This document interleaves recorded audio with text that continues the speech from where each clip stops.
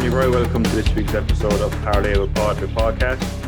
Please click like, subscribe, and click the notifications bell so you don't miss any future episodes and updates. This week, I'm delighted to be joined by a very special guest, Peter Hooton, singer-songwriter and frontman of The Farm. Not only that, he's a committee member of the Liverpool Supporters Union Spirit of Shankly, chairman of the Beatles Legacy Group, author of the book Boot Room Boys, founding editor of the End fanzine. He's also done a couple of documentaries about the casual scene and a documentary about Bill Shankly, Nature's Fire. And last but not least, he spearheaded the Justice Collective project for Hillsborough, which played a big role in finally getting justice for the 96. Peter, thanks a million for coming on the show this evening. It's an honour to have you here, genuinely. Oh, it's a pleasure, yeah. You missed out one part of the introduction there. General Gobshite. Which is you're far from that. Which is a good Liverpool phrase. Or absolute gobshite. Common in Ireland as well. Commiserations, I'm not sure how much the result of Sunday affected you. I don't think you were that gutted about it, England losing to Italy, but commiserations nonetheless. Clearly not. Celebrating with the Vera Moretti. Yeah, I mean, I wasn't. Most of the people in our house were supporting Italy. I just wasn't bothered, you know. Yeah. I wasn't bothered at all. Around Liverpool, there was lots of fireworks going off when Italy won, but you know, international football doesn't interest me. I like watching it, but I don't get emotionally involved in it. You know, I love listening to the national anthems. I love the Irish national anthem. I love the Italian national anthem. Love the Brazilian national anthem. Love the Marseillaise, the French national anthem. But I'd never boo a national anthem in my life. But I can't get really, you know, I can't celebrate a goal. You know, even when I was a kid, even when lots of Liverpool players were playing for England, now there wasn't much interest really. All we ever wanted to do is for our players, Liverpool players, to come back uninjured. That's it. Yeah. You know, so I mean, I think Italy were probably the best team in the tournament. I think Spain outplayed them in the semis and could, you know, that for me, that should have been the final.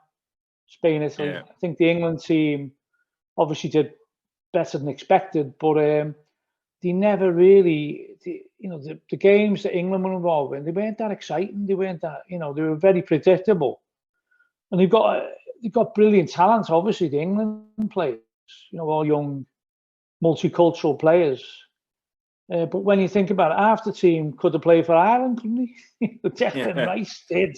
I think Harry Kane was jockeying for the position in Ireland, you know, so yeah. It's one of them.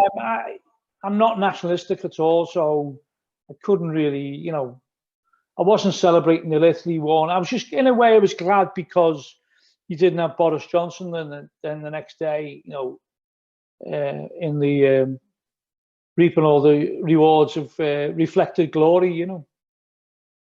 I suppose that's what happens when you let Manchester United players take penalties, you know, is what I've been saying during the week. So yeah. There was a couple of unfortunate comparisons after the game with Hillsborough, which I see you weren't happy about on Twitter about the fans who stormed the. Yeah, it was very lazy. I mean, we spent decades trying to get the narrative about Hillsborough that it was a fairly placid crowd on the day. You know, people were excited, but it wasn't an excitable crowd like people have been trying to portray it in the media. And they were saying, oh, we should have learned our lessons from Hillsborough. What happened outside Wembley? It was totally, and it's a falsehood, you know. And trying to compare the two, and the Spirit of Shankly have just put out what I think is a brilliant statement about it, saying stop it. Even the chair, Julian Knight, I think it is, he's the chair of the Digital Culture, Media and Sport subcommittee, select committee, sorry, and he was saying on TalkSport, you know, we should have learned our lessons from Hillsborough. No one in Hillsborough stormed the gates. You know, the police let the gates open and everyone walked in casually, you know. It's the fact that they went down the tunnel into the deaths that was the problem, because the police hadn't shut off and it wasn't ticklers and fans. It was all, it's been proven at the inquests that the actual Leppings Lane where people died was under capacity. Yeah. And in fact, I saw touts on the day, because I knew all the touts because I was in a group, and they're always outside concerts. They said it was on the floor. There was no demand because it was exactly the same semi-final as the year before, Liverpool Notts Forest, which there was a big demand for, but cut the same game the following year in the same location, Hillsborough, and there wasn't as much demand, So to compare the two is irrational, illogical, and it upsets me. Another thing I'd imagine that might upset you was the racism directed after the game towards the three boys who missed the penalties. I suppose your song, "Love See No Colour" was very apt. Yeah. Your song from the farm. Yeah. That's one of our favourite songs, and really it's based on the West Side Story thing about love across the divide, that type of thing, which is all together now. It's a similar theme, but I think that was predictable. I think it was predictable. People are saying now, a lot of these were from outside England and that, but haven't they ever heard of VPNs, which can disguise where the tweets and Instagram posts are coming from and Facebook posts? But there's undoubtedly, anyone who's ever been to an England match knows that I wouldn't say it's a minority, there's a large section of that support who are obsessed with the Second World War. They're obsessed with what they think is Englishness, white working class English. And they're just, ill-educated, really. I think I haven't been to many England games, but I've been to a couple because the FA used all together now back in 2004 in Portugal. So they paid for us to go over to Portugal. I couldn't get away quick enough. When people start singing 10 German bombers and all that, and you think, don't you realise, the Soviet Union, they crushed the Nazi war machine. Yeah. Do a bit of research, do some history. It's an obsession. Like if you go to Russia, I mean, obviously they don't call it the Second World War, they call it the Great Patriotic War. And there's some magnificent memorials to the Red Army, and the suffering that they, felt in the Second World War or the Great Patriotic War, and 25 million people they lost. And they're not as obsessed as the English. It's bizarre. I can't understand it. But I think it's lack of knowledge and propaganda from the British that they had an effect on the Second World War, when really it was the Red Army and the industrial might of America which turned the tables. Well, speaking of history, we're going to be discussing a bit of that tonight, beginning with your own history. So before we get stuck into it, we're still going to do our usual cheers. Got my cloth mug. You have your. All right, I've got my Moretti. Cheers and good health. And cheers, Slanty. Yeah. So we'll just take it back, I suppose, just to the very beginning for you, Peter. What was it like growing up? Where did you grow up in Liverpool? I grew up near where the Grand Nationals held, Ainsley race course area. Spent a lot of time in my nan's that was at basically next to the ground, Anfield, and also my grand's that was in a place called Everton Brow, which was basically just near the city centre, and it was in a so they're my earliest childhood memories, I was aware of, Liverpool's history in terms of from an early age, really. I used to sing at the back of mass. My mum was from a very, very Catholic family. My dad was from a Protestant family from the Anfield, Netherfield Road area of Liverpool, which is regarded as the orange area of Liverpool. But my dad's family weren't religious at all. In fact, I only found out later on in life that my dad's mum, her surname, maiden name was McDonough, and her dad was Irish, but she didn't celebrate her religion during her life because she married a Protestant, and it was, in those days, it was not the done thing, My Across dad the had to divide, convert. Remember, my dad said, there's all stories when we were kids. My dad had to convert because he wasn't a church-going Protestant or sort of Church of England or whatever. He's just, he wasn't religious at all, but he had to convert to become a Catholic to marry me mum. Yeah. And I believe during the inductions, he was having arguments with the priests all the time about mad things like, no meat on a Friday. And he said that'll disappear, that'll be outdated. And the Latin Mass and all things like that. How can it be in Latin? No one understands Latin, so everything my dad argued about came to pass, Yeah. But I used to dress up as a kid. I remember this. I used to dress up as a priest and give out communion and that. So I think my mum had hopes for me being a priest, probably, But luckily, I rejected that. By the age of 7, they did altar boy induction. And I heard 2 masses. There's going to be a 9 o'clock mass and a 7 o'clock mass. As soon as I heard 7 o'clock, I was out that door like the Roadrunner in a puff of smoke. And the priest actually come round to the house to say to me, Mum, a bit worried, why no one's ever done this, to run out. He said, oh, no. And spoke to me dad, and my dad said, well, he doesn't want to get up and walk a mile to the church at 6:30 in the morning, Yeah. So my mum and dad supported me on that, Very good. Bill Shankly was your god figure from the age of 7 He onwards. was in a way, yeah. I mean, I think after rejecting religion at an early age, and there's another story behind that. The local priest, Irish priest, Father Meehan, his name was, a classic old Irish priest. He was into football and boxing, But he had a waste ground next to the church, and when we were about 8 or 9, he said, "If you take that up, lads, and we'll sow seeds, and you'll be able to play football on it." So we did it. About a year later, it was like Wembley. You're saying, "Father, when can we play on it?" "Oh no, lads, no. It's too nice, the grass now. You can't play on that." And we went, "What? You can't? You got us to do all that?" So it was like basically we were slaves, Yeah. He bullshitted So you Bill basically. Shankly, when Bill Shankly come along, everything he said, it replaced religion in many ways, yeah, in terms of the authenticity of it, the fact that you believed what he said. He wasn't making any wild, exaggerations. We're saying we're going to try this, we're going to do our best, and we're playing for you. And when you hear that as a kid, you're mesmerised. Yeah. Your first memories of going to Anfield, Peter, can you remember?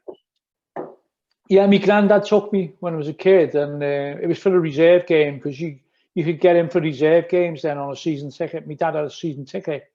You get in for reserve games. So he took me, and I sat on one of those cash barriers and fell off. And that's why I remember it, because I fell off because I split my head open. Right. And it was my first memory of pain, with blood pouring out my head, and so that's why I remember it. But the first games I started going to, my dad would take me. And then when I got a bit older, I started going on my own. And started going into the front of the Anfield Road when it was all terrace, and that you'd get there. But football hooliganism was just rearing its ugly head, really, So I'd be at the front, 11 and 12, and you'd play United or Everton or Man City or whatever, and there'd always be bottles coming over, and I thought, this is dangerous here. So I thought I'd best go in the cop. So I started going in the middle of the cop then, sitting on a barrier in the middle of the cop, Very good. Was the boys' pen before your time, is it? Or no, I never went to boys' pen.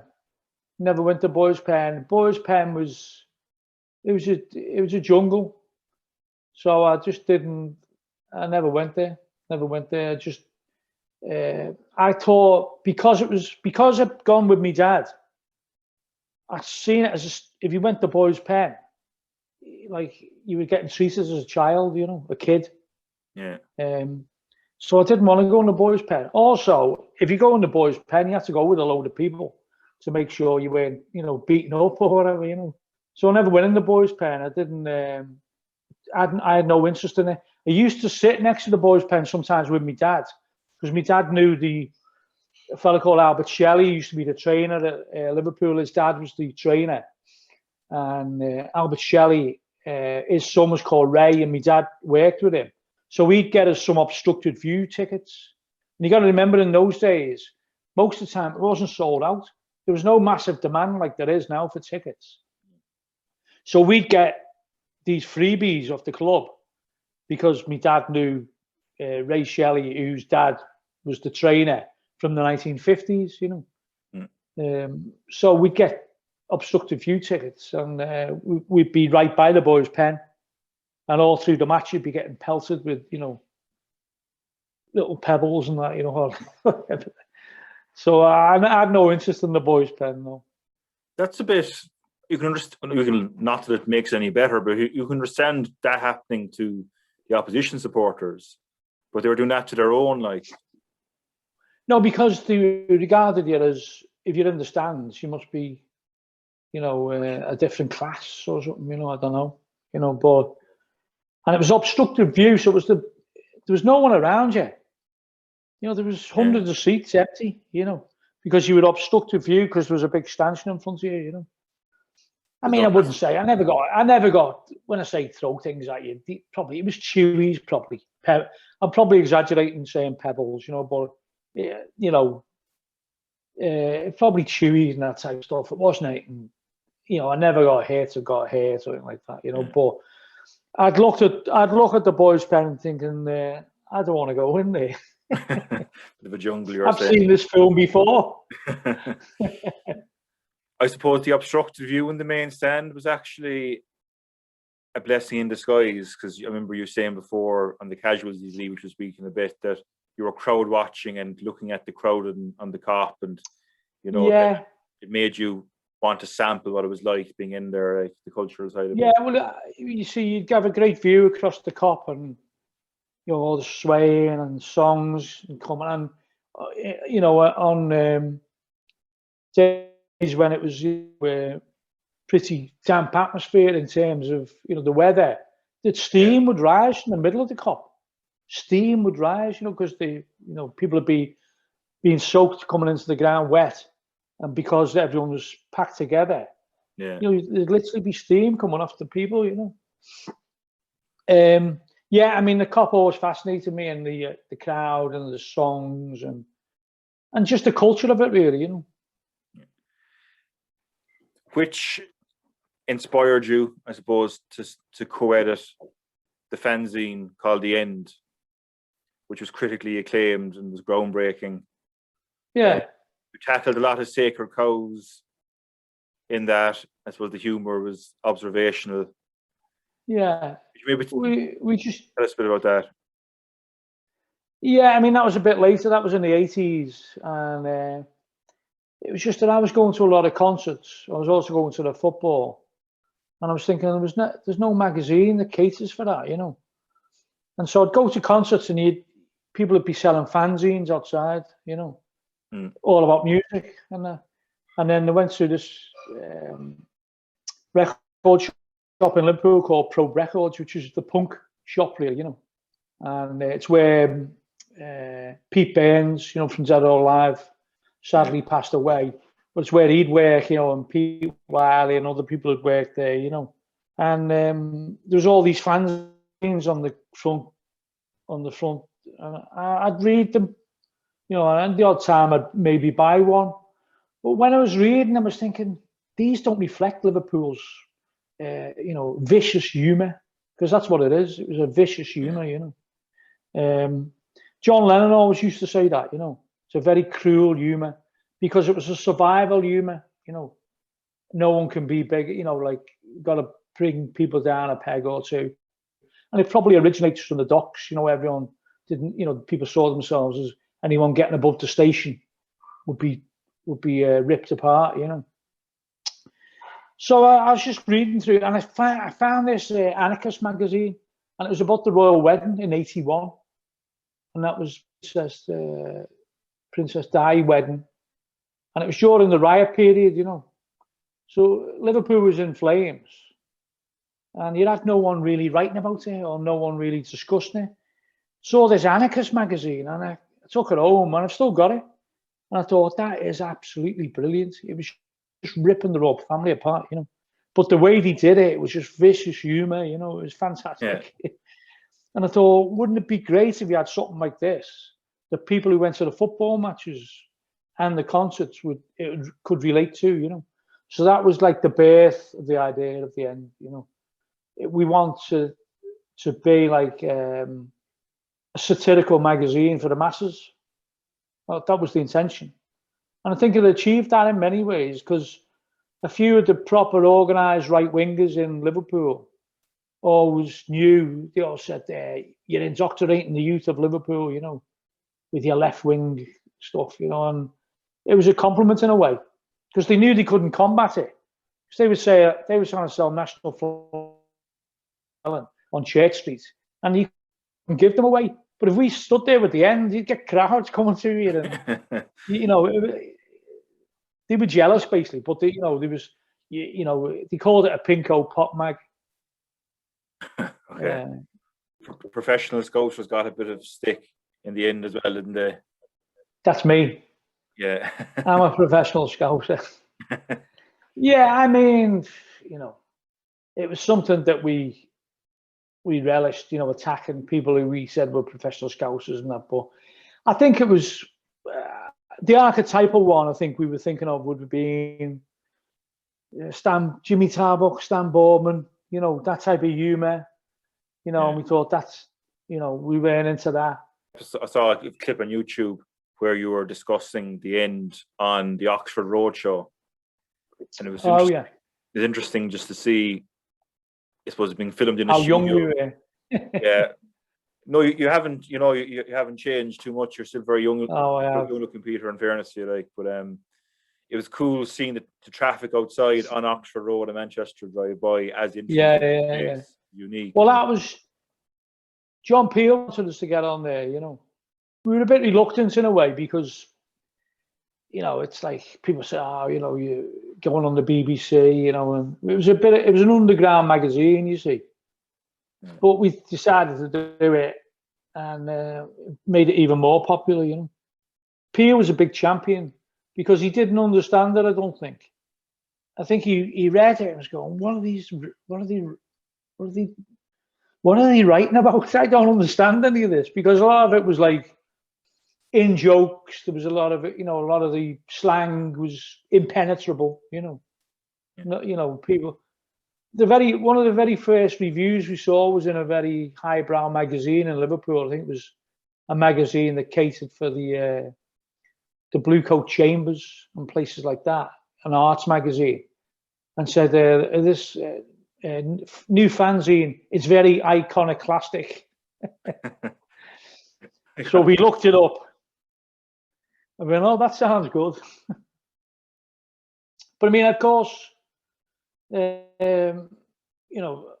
was one of those magazines which, because people could relate to it, and because it was about pubs that they went to, nightclubs they went to, football matches they went to, people could relate to it.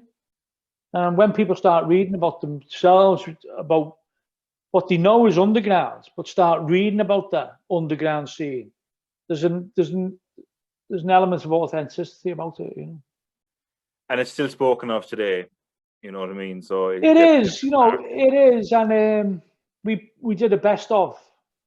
We did all 20 editions in 10 years ago, 2011. And it sold out very quickly, and they can't get them on the internet now, did they? We should have kept a load back, or we should have printed more. But they're going for hundreds of pounds now on the internet, You're pioneers of the fanzine scene, I would say. Not really. I wouldn't say we were. No, I wouldn't say we were, because the fanzines were well established. The football fanzines weren't, and we never regarded ourselves as a football fanzine because we had hardly any football in it. What we did have was maybe what people wore on the terraces, and we'd have letters of people from all around the country, but we just took the piss out of that. anyone who said, "Oh, we're wearing this," and we get letters in from all around the country off different people claiming to be from different mobs and all that, and we just take the piss out of them. We were laughing at, it was a magazine that never took itself too seriously. That's always the best way, isn't it? You get more. Yeah. I mean, that was the idea. We had the Derby Lunatic Fringe wrote in. Now you think, are they talking about a haircut? The Derby Lunatic Fringe? No, but it was an organisation. Then he said, you might have heard of this, the Derby Leicester Alliance. We went, no, we haven't. What are you on about? But years later, people were telling us that all those things happened. Derby and Leicester did have an alliance against Notts Forest. We thought they were just people taking the piss. It describes the casual era. Yeah, we never called it that. There's more of a We London never called it that. It was a London word, but in Liverpool it was just a scally look. Yeah. That's what it was called, the scally look. And I think it wasn't really till about '82 in London that when football types started wearing casual gear, that it got the name casual. Now, Aberdeen, as far as I know, were the first group of fans to call themselves casuals, the Aberdeen Casuals. That's after they played Liverpool in 1980. So from that 80 period to 82, now I'm not saying the way people dress like that in London, of course they were, but they didn't go to football. They went to soul nights, Yeah. And when we were at Tottenham once, and them all screaming across the fence, soul boys, and giving us homophobic abuse. And soul boys, and we couldn't understand what it was. It was only until years later that Terry Farley, the DJ who remixed The Farm, he was a Chelsea fan, and he did Boys Own fanzine from Chelsea. He said that they were shouting soul boys because nobody went to football dressed like you lot. They were all people who went to soul clubs.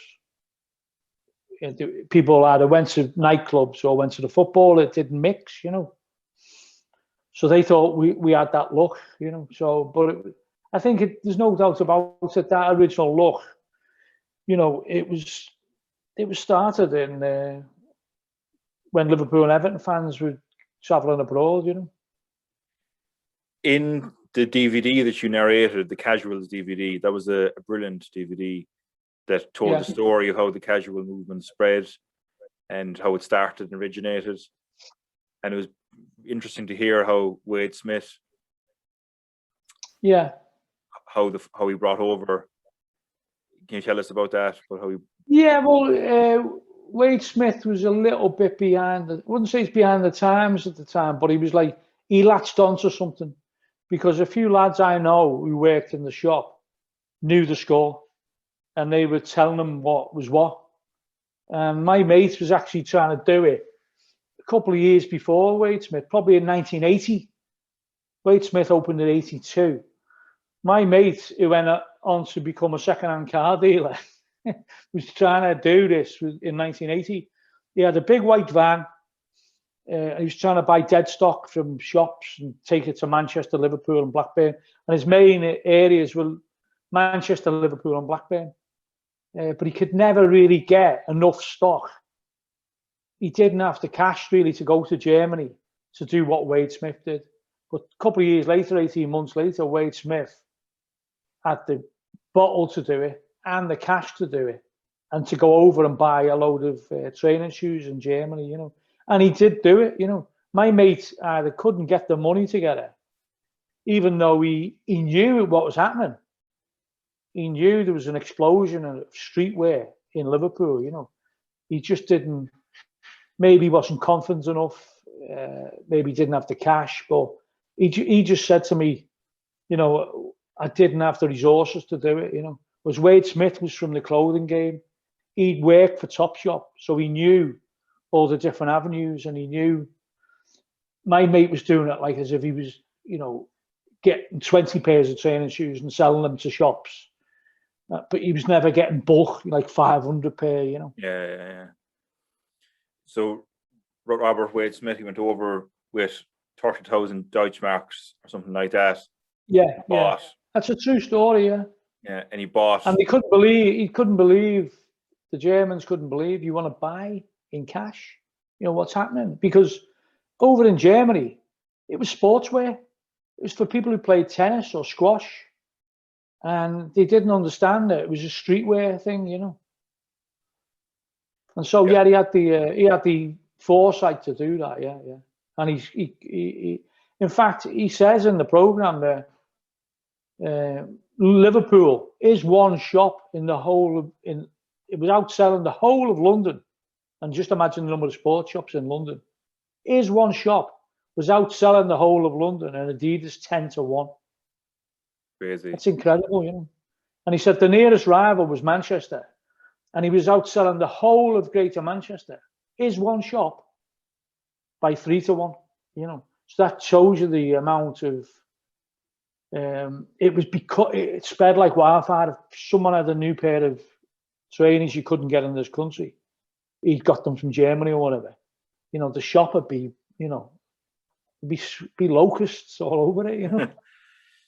Just thinking back, like on that night when he brought the ferry, we put the van onto the ferry loaded with Adidas runners. If anything had happened, the ferry that night, it was goose, like So he mentions that just like his whole life was in that van coming back. Yeah. Whole life, yeah.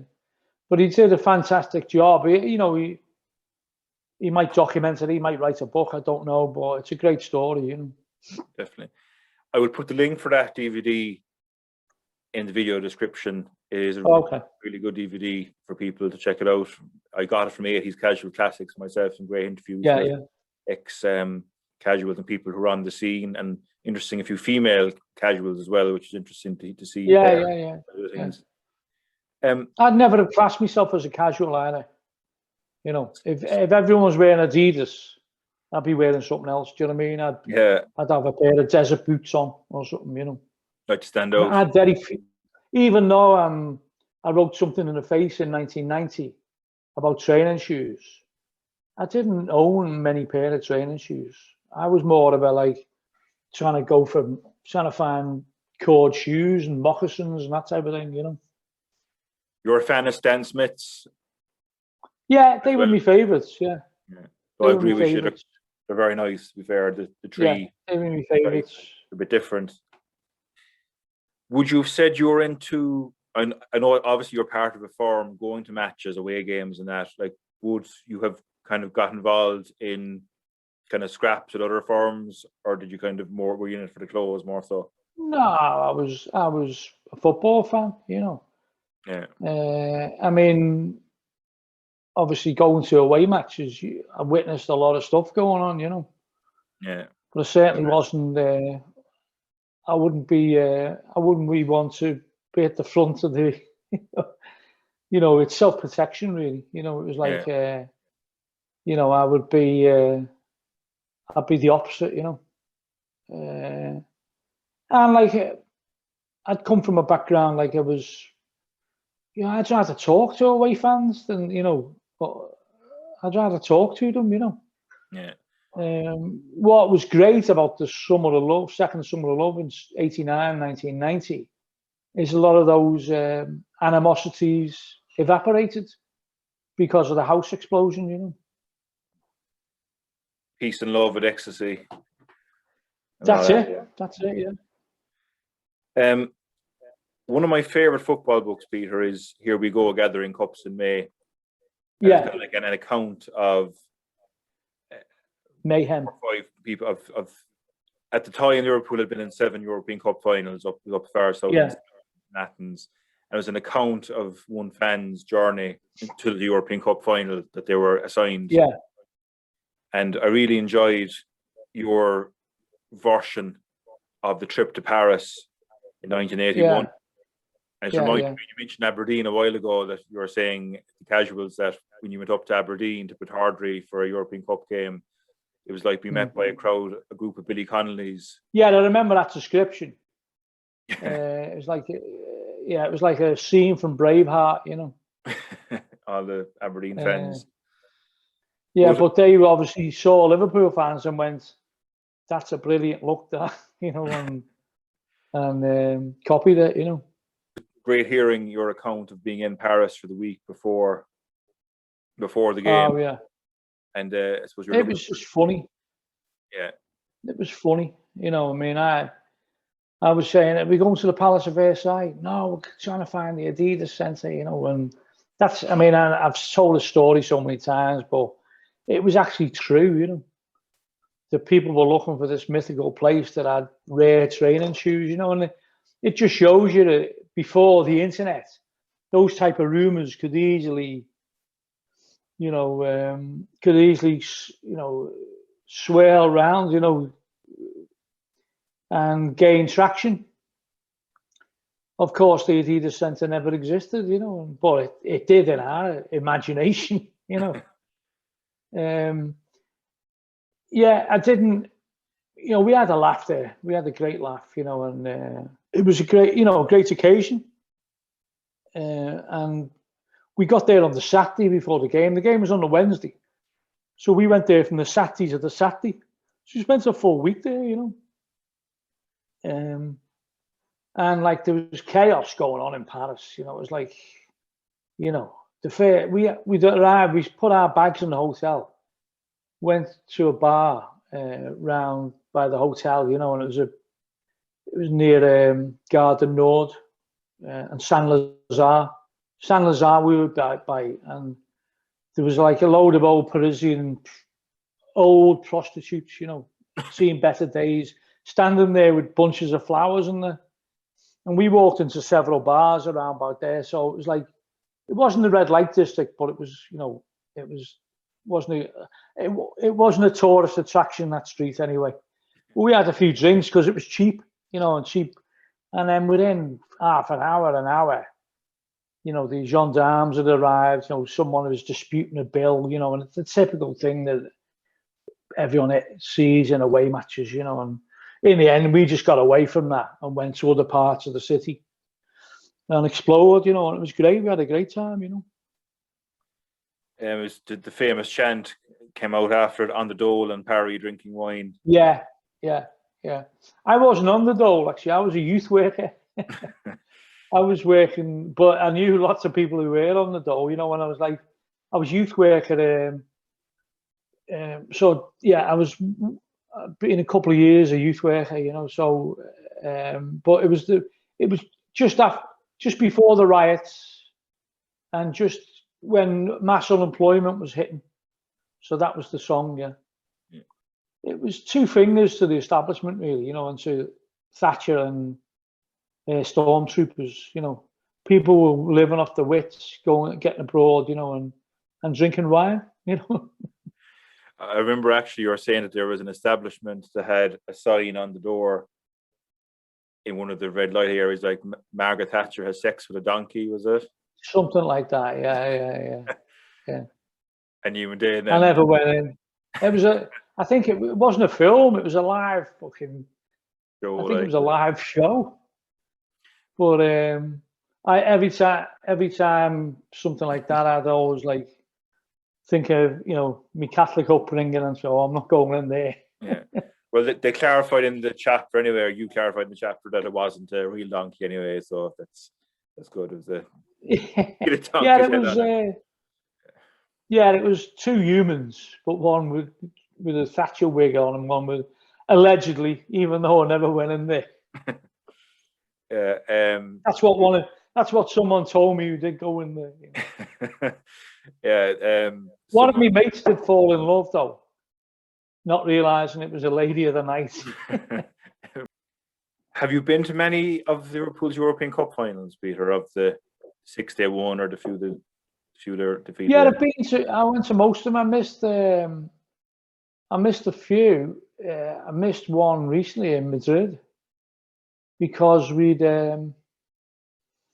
arranged to do a gig in Sheffield for a homeless shelter, and when the gig was getting arranged, our drummer said, who's a season ticket holder at Anfield with me, our drummer said, "Oh, that's the European Cup final day," and this was like in the September, you know.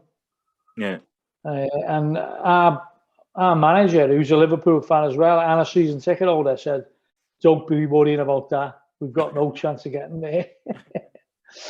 Famous last words, like. Even though we'd been to Kiev the year before, you know, he just thought it can't happen twice, you know, but it did, and we couldn't really pull out of it because it's for homeless shelter, you know. So, yeah, I went to Rome, went to Paris, went to Wembley. I missed Istanbul because my mum was given a few days to live, so I couldn't really go. I had to give my ticket away. And my mum actually survived till September. In the aftermath of one of the European Cup finals, obviously, in Heysel, the Heysel disaster. Oh, yeah, I went to Heysel as well, yeah. Yeah. You played a big role in trying to rebuild tensions, or try to rebuild. I wouldn't say a big role. I mean, I already had a youth, because I was youth worker, I already had a youth trip organised with Turin, with a youth group from Turin, because one of my mates was a Juventus fan from Turin, you know, Mauro, his name is. Still know him, still in touch with him now, you know. And we'd arranged it. And then Heysel happened, you know. So we turned it into a peace mission rather than a youth exchange, you know.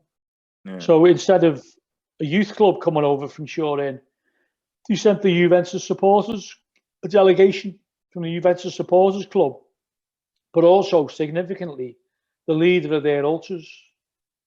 And the leader of their ultras, they had to have a meeting, a mass meeting of the ultras to vote on whether he should come over or not. And they voted that he should come over, you know. So it was a little step, you know, but it wasn't. I wouldn't say it was massive. I mean, it wasn't done through the clubs. It wasn't done through the city councils. It was done because we already had this youth exchange set up.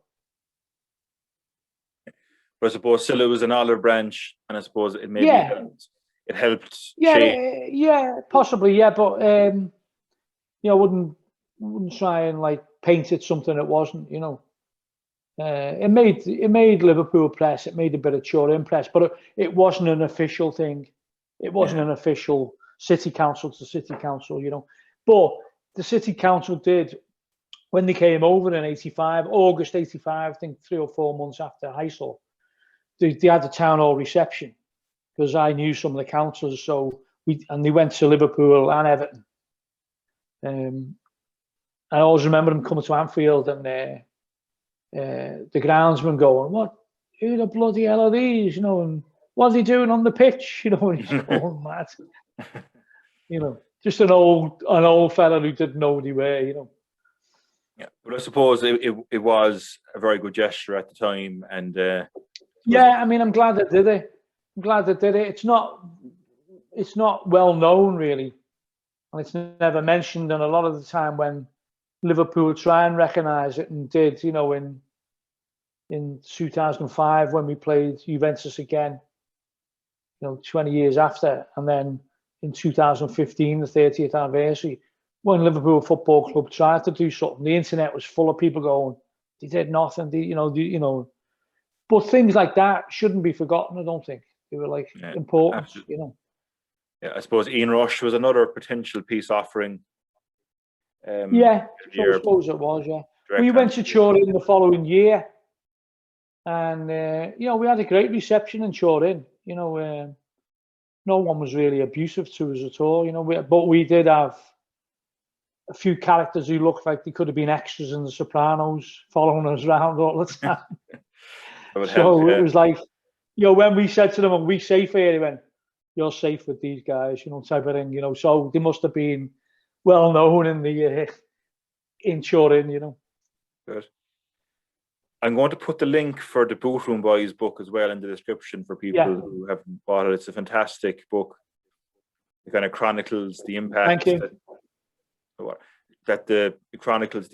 Boot Room had on the Liverpool Football Club and in the success it had.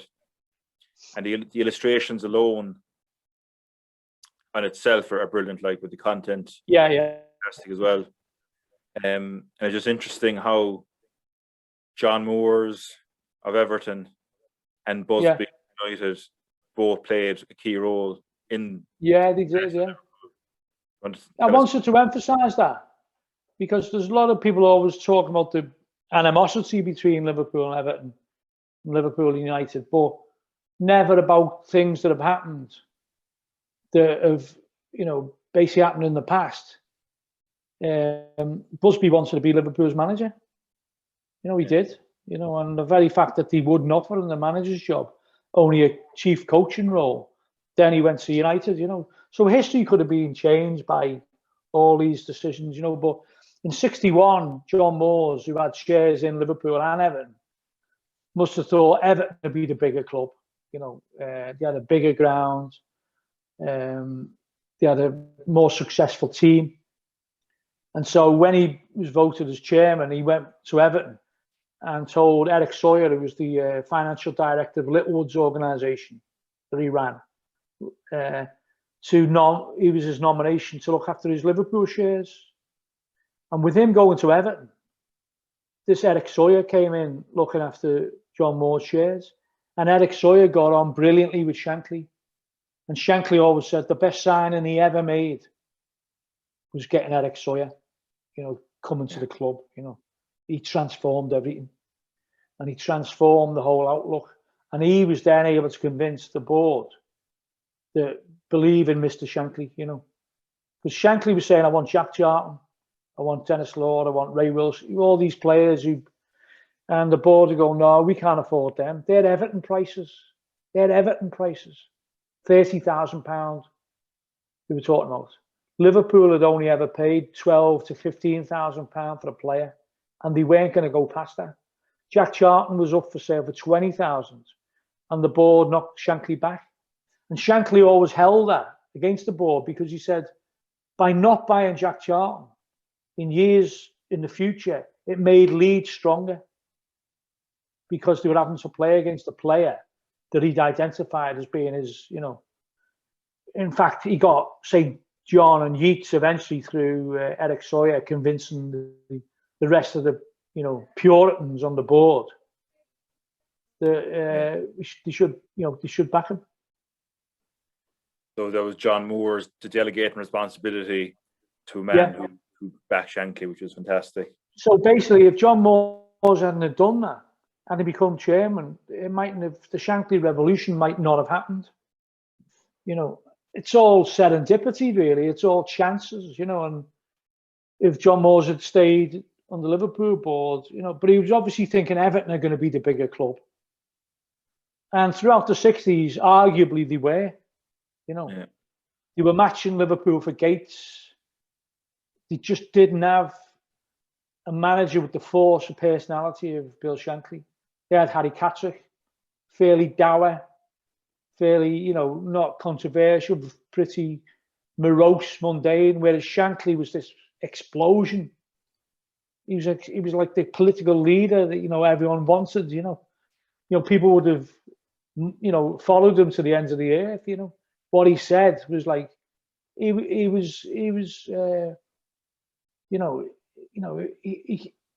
come out with statements and speeches and he meant them and he convinced people he meant them and, it was biblical what he did. We called him the Messiah, and that's what he was. You did a brilliant documentary as well about him, the DVD, Shankly. Nature's Fire. Yeah. So I put that as well in the we wanted to, he wasn't, before he came to Anfield, he wasn't regarded as a top manager. He'd been in places like Carlisle, Workington, Huddersfield, they weren't, and he'd only been mid-table, but he said, didn't he, I was made for Liverpool, and Liverpool was made for me, It was just this communion, whatever chemistry it was, He said there was a dormant crowd ready to burst out, He'd seen the Cop and he knew that they could, if they all got together, they could be a force, And he came out with that, he was like Napoleon. He wanted to conquer the bloody world, It was a match made in heaven, really, wasn't it? And just like Klopp, he's no. it was perfect. And Klopp was very reminiscent of Shankly. Very reminiscent. Shankly spirit lives on literally through the supporters union that you're a committee member of. Spirit of Shankly. Yeah. I think you would have been proud of the way that you got together and played a role in getting Hicks and Gillette out of the club that time. Yeah, we always think, as the committee, we always think, how would Shankly react to this, you know? And that he's our guiding light, really, you know. And obviously, it's impossible to know how he'd cope with the modern game. But you know, if things happen to the club and there's certain things happened over the last 10 years, 12 years we've been in existence, we're thinking, you know, we want to keep his spirit of solidarity, collectivism, and all moving in the same direction. We want to keep that spirit alive, you know. And I suppose the fact you've challenged FSG on ticket prices and the furloughing and stuff like that, you know, the supporter or the Super League, you know. Yeah, I mean, we just try and do things which we think are the, you know, in the club's interests, really. And you know, basically FSG are supposed to be the custodians, but you know, they were trying the Super League breakaway, you know, with them, and there's no doubt about it, Man United and Liverpool were the two of the main players, you know. And they've seen what's happened with Netflix. They've seen what's happened with Spotify. They wanted a part of that. They were thinking we could sell our own games all over the world. You know, we could stream our own matches. They wanted part of that. You know, it would have been, the sums involved would have been astronomical if they'd got that off the ground, you know.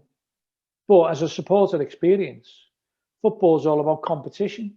You can't look at the, you know, North American templates and say that can work, because it's totally different, you know. Yeah, I mean, we felt that, you know, if you can unite, you know, the supporter groups, they've got more in common. The supporters have got more in common than they have that divides them, you know. And it's about, you know, you're supporting your team. At the end of the day, it's 11 people kicking a piece of leather around, isn't it? You know, what the reason there's so much money involved in the game is because of TV rights and advertising. But the people who make that, and we saw that with the pandemic, football in empty stadiums, it's absolute shite, isn't it? Yeah, terrible. It's absolutely terrible.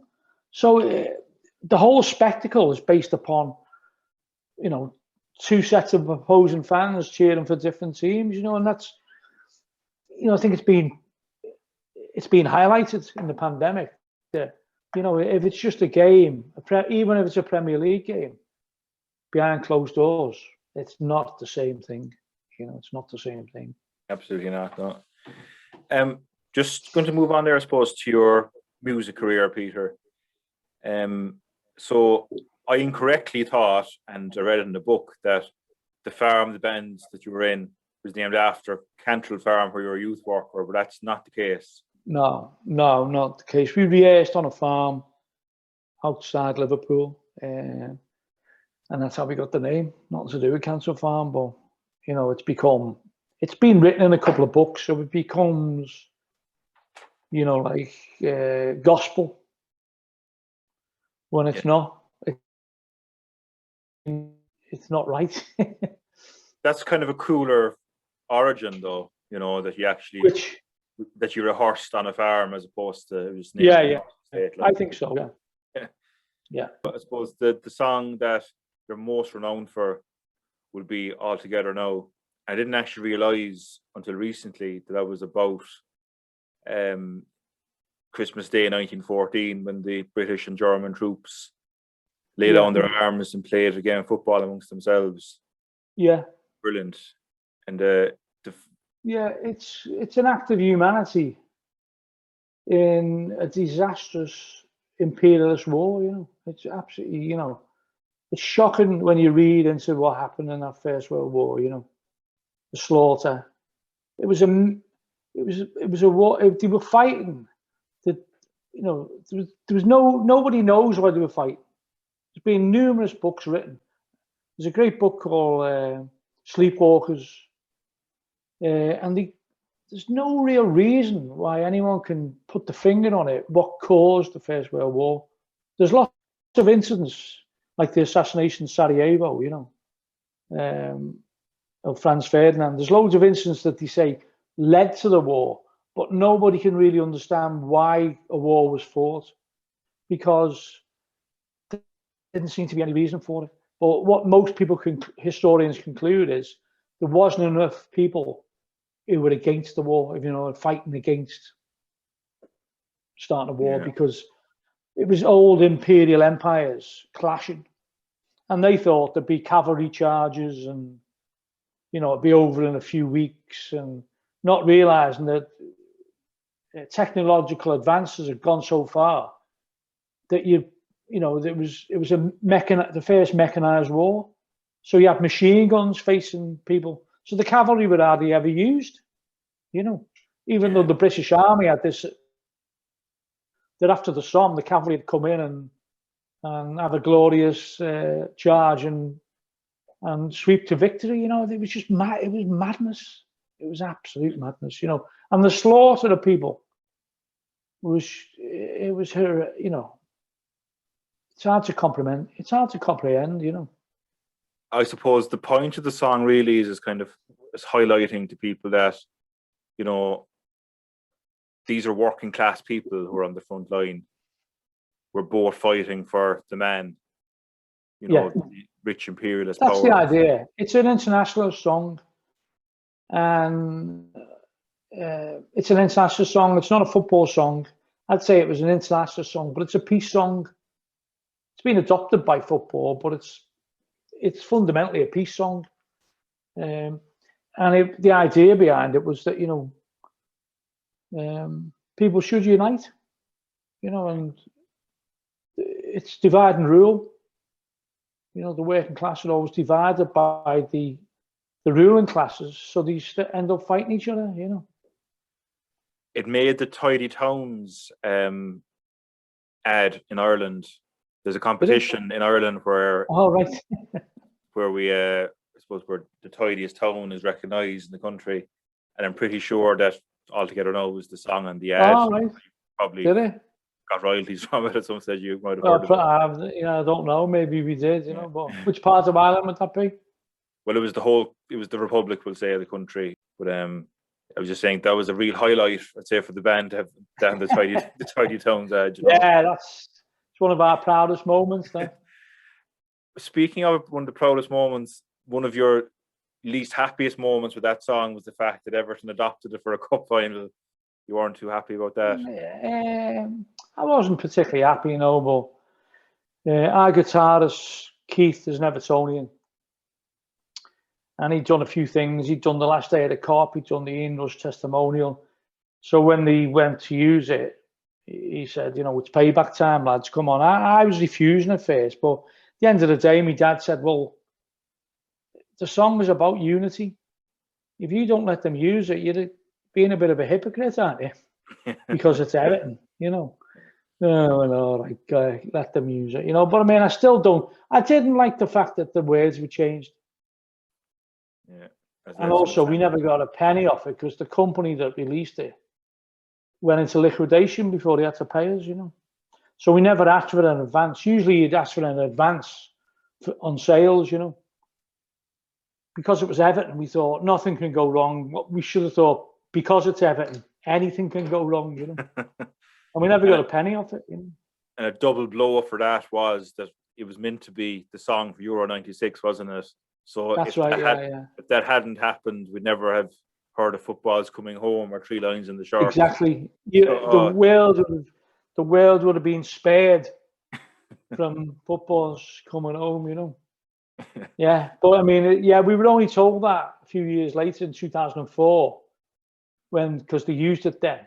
The FA wanted to use it then, but they said the original idea was to use it in '96 as a theme for the whole tournament, And you wouldn't have had football's going to Rome. You had a bit of a rivalry with Oasis, had you, for a while? No. That wasn't our thing, was it? It wasn't as bad as No, Oasis, not or really. obviously. But... No, not really. It's complicated, but they were rehearsing with a group called the Real People from Bootle, Liverpool, who just got a major. They just signed to Columbia Records, and they were rehearsing with us, and they just said, "Oh, we know this group.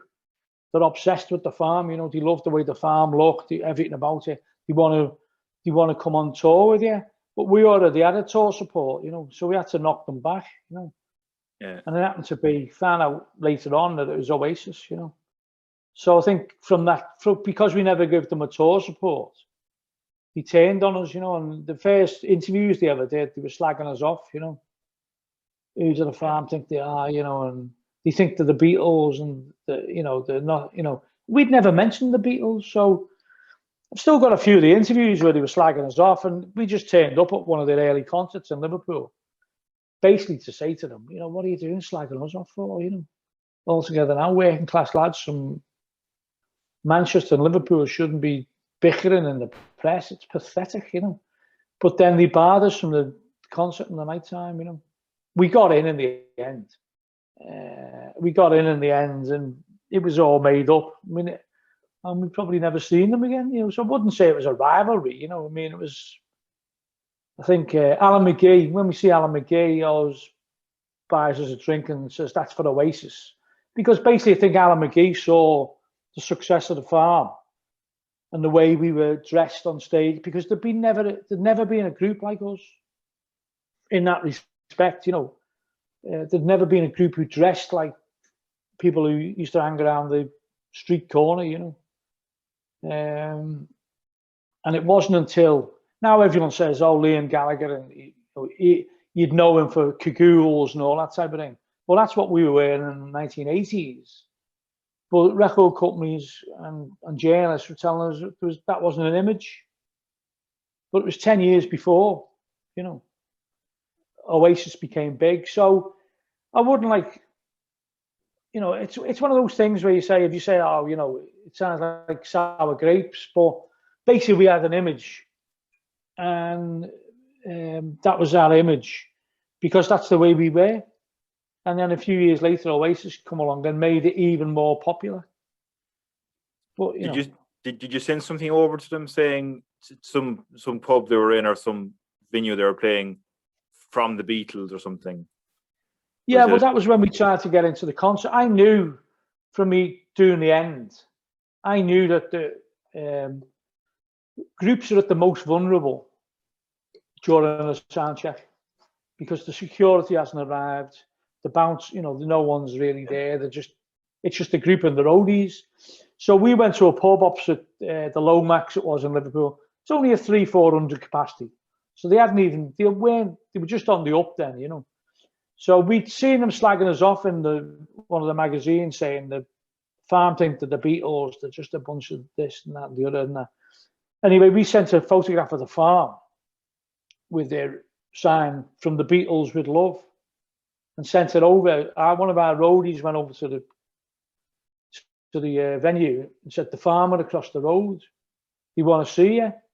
And they thought it was a setup, you see. And it wasn't. We were just going to say, "What are you doing, slagging us off?" You know, it wasn't going to be a confrontation. We didn't see it as a confrontation.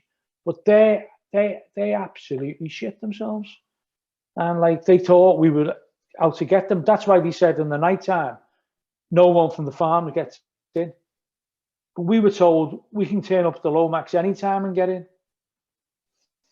Anyway, after about 20 minutes, half an hour of discussions, the manager of the club let us in, you know. Oasis didn't want to let us in.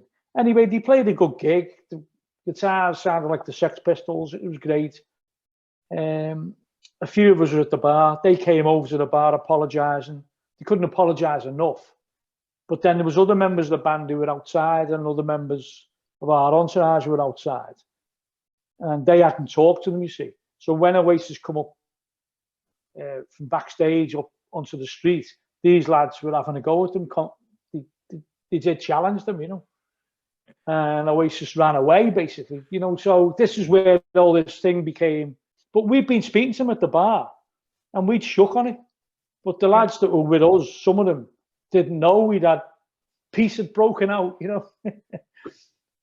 There was a photograph of the farm from the Beatles with Love. Oh, yeah. And the idea was that if they knew anything about music, that they'd realise that was a Tony Wilson thing from Manchester when he did a concert for Liverpool in the 80s, from Manchester with Love. Oh, right, yeah. And so we thought if they've got any sense, or they've got any historical perspective, they'll realise it's a peace gesture. They didn't, though. So I just don't think they knew. They probably weren't that clued up about the history,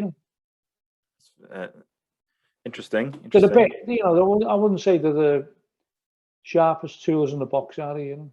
Having witnessed Hillsborough yourself, Peter, and you seeing the heroism of the Liverpool fans on that day and how they acted. Yeah.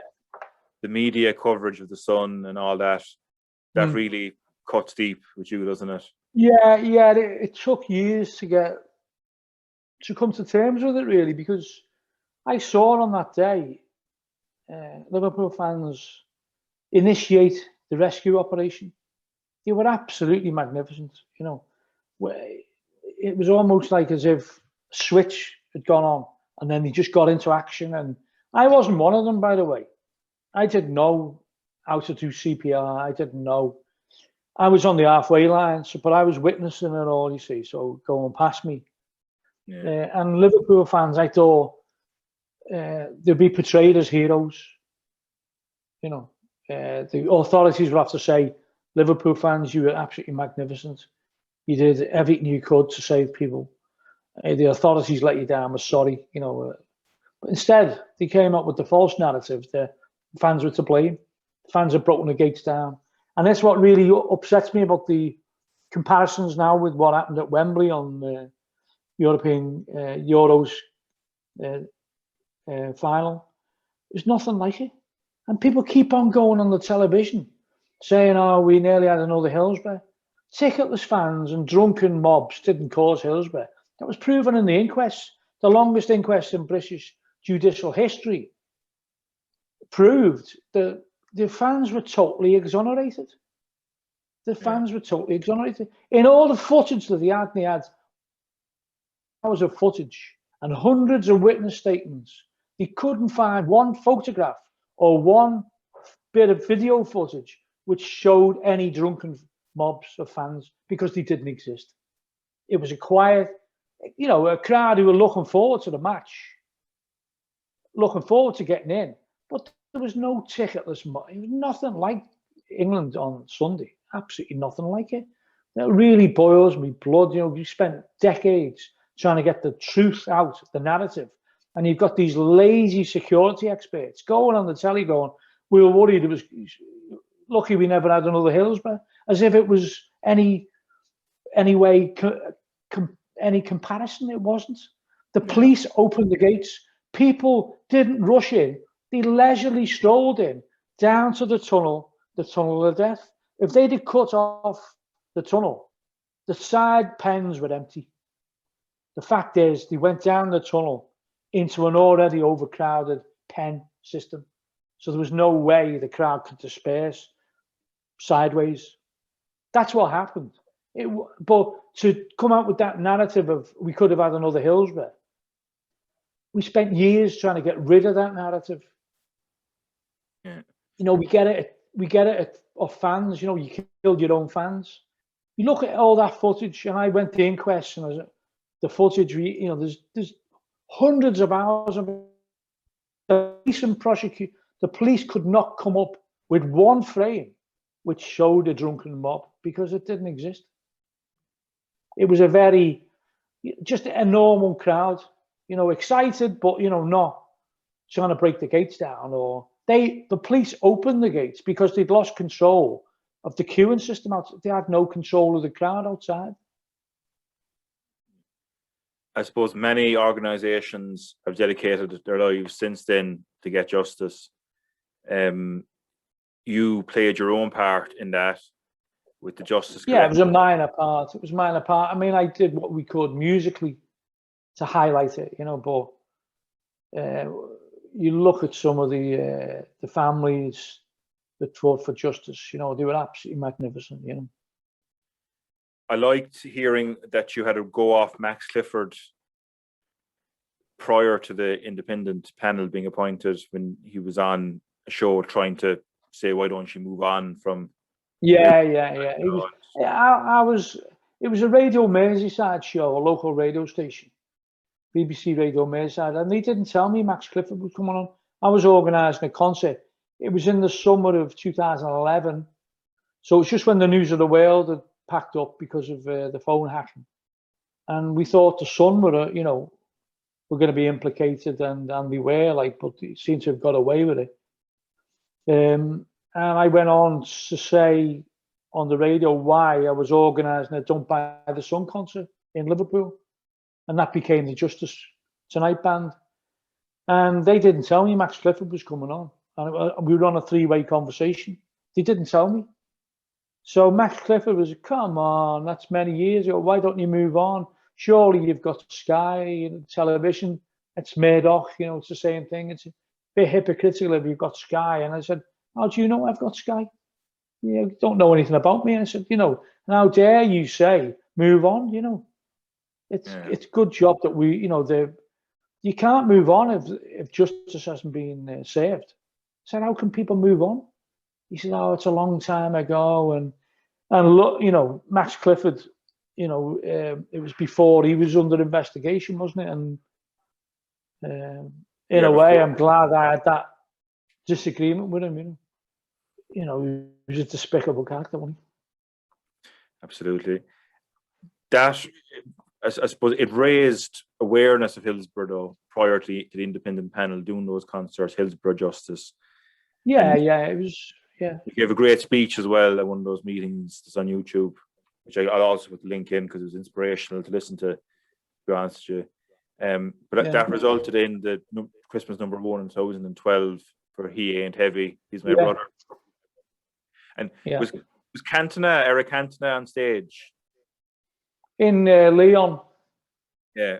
We went, we played in Leon with the Stone Roses.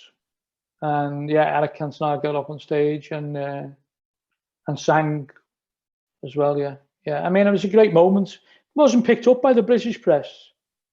It would have been if I'd have pushed them off stage, of course. But it wasn't, because there's no, Cantona sings with the farm, the Justice Collective.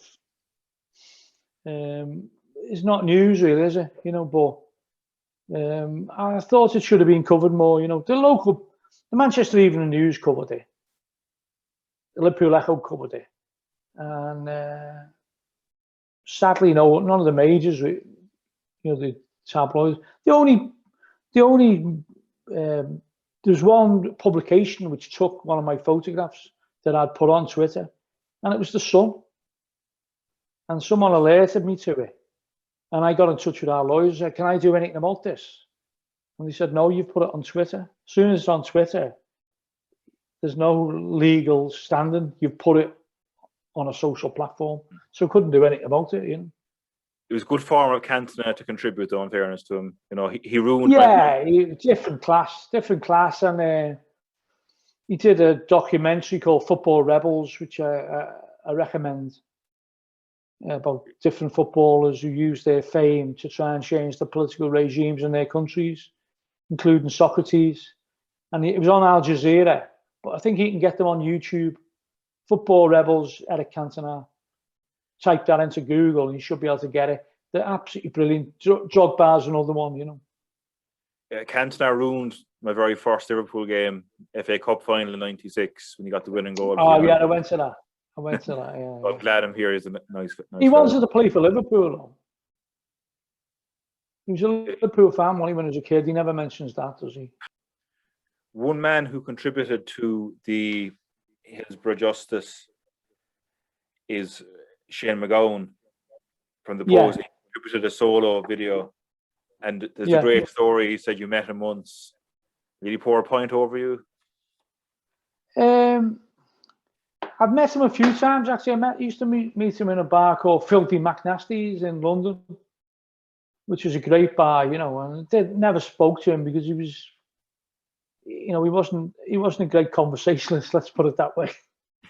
You know, but you know, you'd be in the bar and, you know, ice cubes would come over and hit you on the head, you know, and that's everything. But anyway, he played in Phoenix Park, Dublin with the Roses, and he got up on stage and he was wandering around. They were doing Brand New Cadillac, I think it was, but they were wandering around the stage and he had a pint, and I seen him by the corner of my eye and that, and I knew what was coming, you know, but I couldn't do anything about it because I was singing at the time. They'd done Brand New Cadillac and we were doing Bank Robber then, I think, but for some reason he just come over and poured the pint of Guinness on my head. And I thought anyone else, I just would have, you know, turned around and fucking put the microphone stand over their head because it was Shane MacGowan. I gave him the benefit of the doubt. Do you like the Pogues? Would you be a fan of their stuff now? Or Yeah. they're very good, aren't they? Yeah, I mean, I did like the Pogues, and you know, he's unbelievable. In fact, in '91 when we were touring America, Joe Strummer was singing with the Pogues because Shane wasn't well, you know. And Joe came to New York. He just played in New York, and Big Odo Dynamite and The Farm had just played in New York. So I met Joe Strummer in the hotel room and that. And you're thinking to yourself, Joe's doing it because he's in much better health than Shane. Shane's alive now, 10 years after Joe's death. You wouldn't have put money on it. Yeah, he's got 9 lives, doesn't he? Like, you know. Yeah, no, it's unbelievable. You mentioned Joe Strummer. I love the story when you met the Clash for the first time. I think when you went back to Paris after the 81 European Cup final a few months after that. Yeah. I went back to because I hadn't seen what I wanted to see in Paris. I wanted to go to Palace of Versailles. I wanted to go to the Louvre. I wanted to see all the architecture in Paris. So I went back, and then the week we decided to go, looked in the NME, and there's the Clash, the Beat, and Wahheat playing for 7 nights in the Mogador Theatre. So I thought, wonder where the Mogador Theatre is. Anyway, we got to the same hotel we'd stayed in May for the European Cup final. We booked the same hotel. Stayed in the hotel. Thought, go and look for this Mogador Theatre because there was no maps then, you know. And it was literally, you know, 400 yards away. It was unbelievable, you know. So I went to I didn't go to all 7 nights. I could have gone to 7, but only went to 6. So I went to the first 4, then I had the 5th night off because I wanted to look forward to the 6th and 7th, if you know what I mean. Yeah. And I thought, I've got to spend 1 night in Paris doing something else, you know. Can't go to 7 nights of the same gig, you know. And they were unbelievable gigs. They were absolutely fantastic. Well, I think, were you let into their dressing room? Or wasn't let in. I went down to the in the afternoon when I found the Mogador Theatre. I went down and like looked around, and once again, because it's sound check time, there's no security. So I just walk in to the backstage area and hear this fella talking. Bob Adcock, his name was. He's still on Facebook, and he'd been a roadie from the 60s. He'd done the Mersey Beats in the 60s in Liverpool. He'd done Cream, he'd done Led Zeppelin, and he was doing the Clash, you know. I'd love to read a book by him, you know, unbelievable. He puts a lot of the stories on Facebook. And anyway, I heard him speaking, and he was a Scouser. And I walked in, and he looked at me and said, you know, who are you? I said, I'm from Liverpool, just seeing if I can get in tonight. And he said, you're from Liverpool? Are you with Wiley? I went, no, I'm not. I'll just come see if I can get in. He went, I'll get you in. I'm the tour manager. So he gave us passes for 7 nights, you know. Very good. And it was unbelievable. Then, so I ended up in the Clash's dressing room every night. You know, everyone thought I was with Wiley, I think. And one time I went in the Clash's dressing room and they weren't there, but there was this table of food, bananas, you know, apples, everything. Anyway, I got a banana, started eating a banana. Then they all come in with the guitars on the back. And I said, oh, sorry about that, you know. And Joe Strummer turned around and said, take what you want, we're the Clash. Take what you want, we're the Clash. I just thought, that is, you know. And we always had that philosophy in the farm. We always tried to. And the Clash were always trying to get people in the concerts and always trying to help people. And the last night, we walked around Paris with an entourage of about 50 punks, Parisian punks. And we were trying to find a nightclub. And the first few clubs we went to, the bouncers or the staff would say, the Clash can come in, but get rid of the losers type of thing, you know. And every club that said that, Joe Strummer said, let's try the next one. Let's try the next one. And he did it. And Mick Jones, they both, all of them did it until they got a club that had let all the waifs and strafes in. And I just thought, these are the people's band, you know. These are the people's band. And they never let me down. Another band, I suppose, have a very good legacy. And to prove that, you're the chairperson of their legacy group is the Beatles. Yeah. And I suppose, of course, the Clash sang about phony Beatlemania, of course. But you know for the fact that Mick Jones and they were all big Beatles fans, they just couldn't admit it at the time. But one thing I was interested to hear was that the Beatles were influenced a lot by kind of black music and blues and that. Yeah. That's interesting. Totally. It was all black music, you know. Obsessed with Motown. They were obsessed with Little Richard. They were obsessed with Ray Charles. There's a whole list catalogue, and they used to do these songs in the set. You know, and without black music, the Beatles wouldn't have existed. You know, they say that. You know, and they championed it. You know, they championed it, and they were the first band who refused to play to segregated audiences. Before we finish up, are you confident of Liverpool next season with Van Dijk and Gomez back? Do you reckon we can challenge again? Yeah, I'm pretty confident we'll be up there challenging. You know, I think whoever, if anyone finishes ahead of Liverpool, they're going to be winning the league. I think we'll be right up there. There's loads of leaders on that pitch, you know, and I think we will be back in with a chance. Fingers crossed. I must give a shout out to Jake Abraham as well. Jake played in the Football Association game. He did, yeah. Sorry for substituting you, Jake. But his son was a dynamo. He was the dynamo in midfield, you know. Peter, thanks a million for coming on the show this evening. It's been great having you, and thanks very much for your time. I've really enjoyed it, and but yeah, it's great. It's good to hear a Cork accent as well. Been there a few times. I've enjoyed it. I like the crap down there. Yeah, it's great. It'd be great to have you on again sometime. Love it.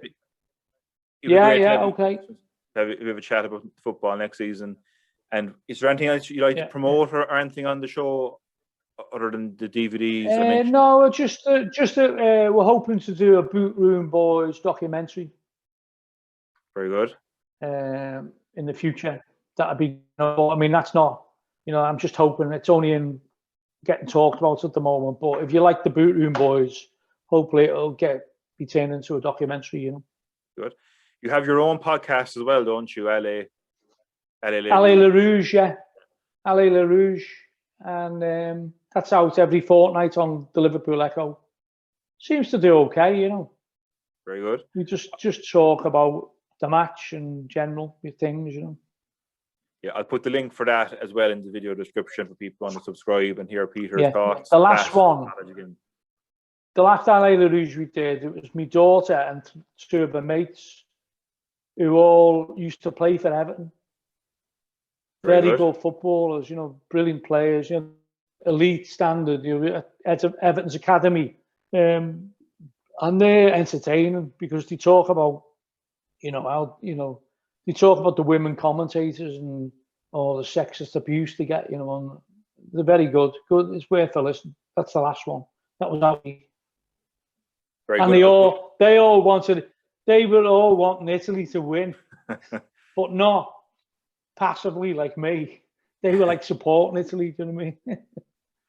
I'll put the link for that episode as well in the video description, just so everything is all together there. So thanks again for coming on the show. Bye. And thanks for everyone for joining us. And we'll see you next time on the Parlay with Padre podcast. Good night. God bless.